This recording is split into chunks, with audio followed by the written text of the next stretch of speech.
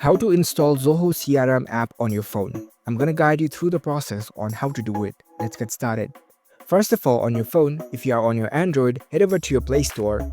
If you are on your iOS device, you can head over to your App Store. Once you are on the store, tap on the search bar and search for Zoho CRM.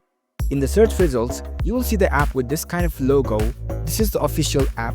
So once you find this app, right beside it, you can see the install button. In order to install this app on your phone, you can tap on install. If you are on your iOS device, you will see the get button, so tap on it. The download process might take few moments depending on your internet speed.